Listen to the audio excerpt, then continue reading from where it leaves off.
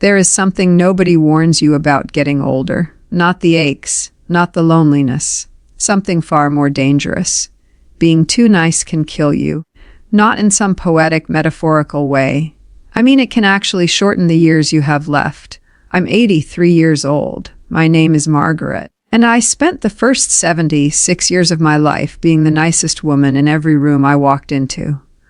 I smiled when I wanted to scream. Happy, I said yes when everything in my body was begging me to say no. And one Tuesday afternoon in March of 2017, being nice nearly cost me my home, my savings, and what was left of my dignity. I was sitting in a lawyer's office in Richmond, Virginia, about to sign papers that would let my youngest daughter's husband take over my finances. My hand was on the pen. My chest felt like someone had laid a bag of wet sand across it. And I almost signed. I almost let it happen. Because saying no would have meant a family argument at Easter dinner. And Margaret doesn't cause arguments. Margaret is nice. Everyone told me it was the right thing to do. My daughter Karen said, "Mom, you're getting older. Let Craig help." My son David said, "It's just practical, Mom." Even my pastor said it would be a blessing to let family step in. But here's what none of them knew. Happy Craig had filed for bankruptcy twice before he married my daughter. Twice. If you are over 70 and you've spent your whole life being the agreeable one, the peacekeeper, the woman who never makes a fuss, you need to hear what I'm about to tell you. Because that niceness you're so proud of, it's become a door you've left wide open. And not everyone walking through it loves you. Let me take you back a little further. My husband Harold passed away in the fall of 2014. He was 78. Lung cancer. It moved fast. By September, I was standing in our kitchen alone for the first time in 53 years, holding a coffee cup I'd poured for 2 out of habit. The silence in that house was so thick I could feel it pressing on my skin. People came around at first. Casseroles and sympathy cards and "Call me anytime, Margaret." But by January, the calls slowed. By spring, it was just me and the clock on the mantel. I started saying yes to everything, every invitation, every request, every committee at church. If someone needed a ride, I drove. If someone needed money, I gave. If someone needed me to watch their grandchildren for a weekend, I did it, even when my hip was screaming and I hadn't slept more than 4 hours. I wasn't doing it because I was generous. I was doing it because I was terrified. Terrified that if I said no, the last thread connecting me to other people would snap, and I'd be truly, completely alone. That's when my neighbor Linda started coming around more. Linda was 61, recently divorced, always complimentary. "Oh, Margaret, you're such a saint. Oh, Margaret, what would we do without you?" It felt like warm water on cold hands. I soaked it in. Within 6 months, Linda had a key to my house, was borrowing my car on weekends, and had convinced me to sign a personal loan for $4,000. $4,000 I never saw again. When I told my friend Ruth about it, she got quiet for a long time. Ruth is 81. We've known each other since our husbands played cards together in 1979. She looked at me across her kitchen table and said something I'll never forget. She said, "Margaret, you're not being kind. You're being used. And you know the difference. You've just decided to ignore it." My face went hot.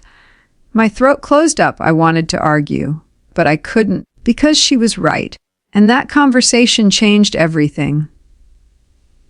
That's when I started learning the things nobody tells you about being nice after 70. And the first one hit me the hardest. My friend Dorothy, everyone called her Dot, was 79 when her son Brian moved back in with her. Brian was 52, between jobs, freshly divorced. Dot told me over the phone, "It's just for a few weeks, Margaret. He's my boy." 14 months later, Brian was still there. He'd taken over the living room. His laundry was everywhere. He ate her food, used her car, and never once offered to pay a single bill. When Dot asked him gently, because Dot was always gentle, if he had a plan, Brian snapped at her. He said, "What? You're going to throw your own son out on the street?"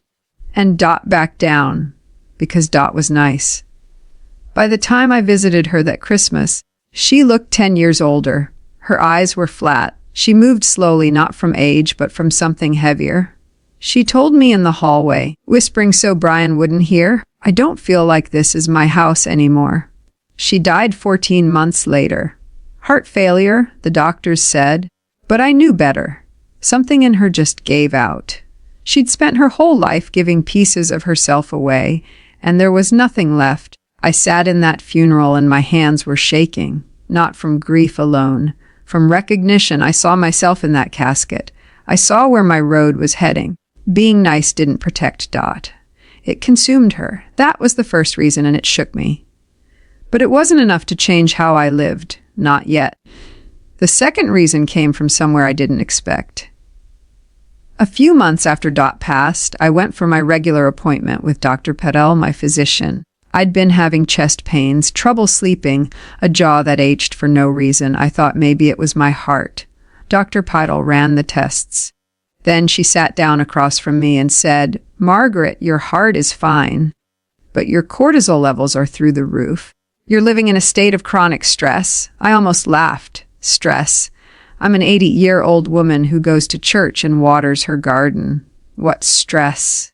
She leaned forward and said, "Are you doing things you don't want to do? Are you saying yes when you mean no?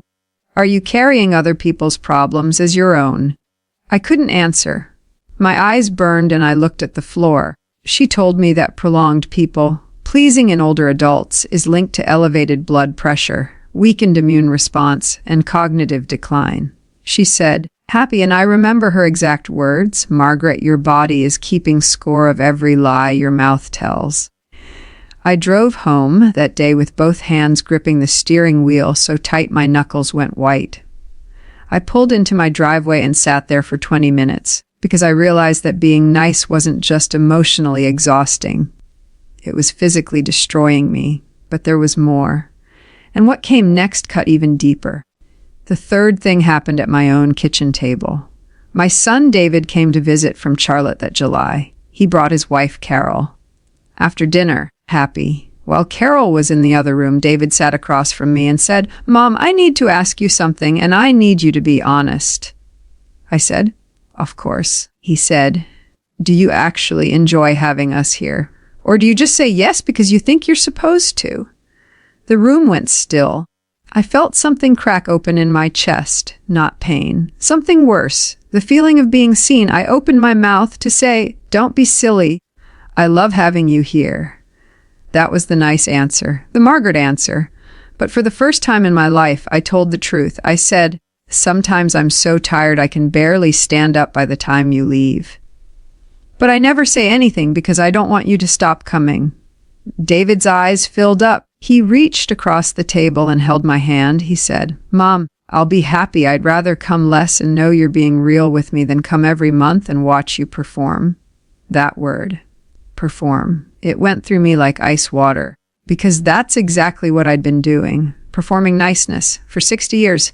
In every relationship, with every person, smiling through exhaustion, agreeing through resentment, saying, "I'm fine." So many times I'd forgotten what fine actually felt like. That was the moment I understood. The niceness wasn't love. It was fear wearing love's clothes. Here's what I learned, and I want you to hear this clearly. Being nice and being kind are not the same thing. Niceness is a mask. Kindness is a choice. Niceness says yes to everything and means nothing. Kindness sometimes says no and means it with love. I learned that people who truly care about you will not leave when you set a boundary. They'll respect it. And the ones who get angry when you stop being convenient, they were never there for you. They were there for what you gave them. I learned that after 70, your time is not a renewable resource. Every yes you give to someone who doesn't deserve it is a no you're giving to yourself, and you've earned the right to stop apologizing for protecting what's yours. And here's the one that surprised me most. When I started saying no, I didn't lose people. I lost weight. I slept better. My blood pressure dropped 11 points in 4 months. Dr. Patel noticed before I did. I'm 83 now. I live alone and I'm not lonely. There's a difference, and it took me long enough to learn it. I see Ruth on Wednesdays. David calls every Sunday evening at 7. Karen and I are still working on things. That business with Craig and the finances left marks that haven't fully healed. Maybe they will. Maybe they won't. But I told her the truth, and for the first time in years, when she looks at me, she sees her mother, not a woman performing the role. I still water my garden. I still go to church. I still make pie for the neighbors sometimes. But I do it because I want to, not because I'm afraid of what happens if I stop. My house is quiet, but it's mine. My time is shorter now, but it's mine too. And there is a kind of peace in that I wish I'd found 30 years ago. But I didn't. So I'm telling you now. Thank you for sitting with me, for listening to an old woman talk about the price of being too agreeable for too long. If you want to sit with me again, I'll be here. Still learning how to say no without guilt and yes without resentment. Take care of yourself, however that looks for you.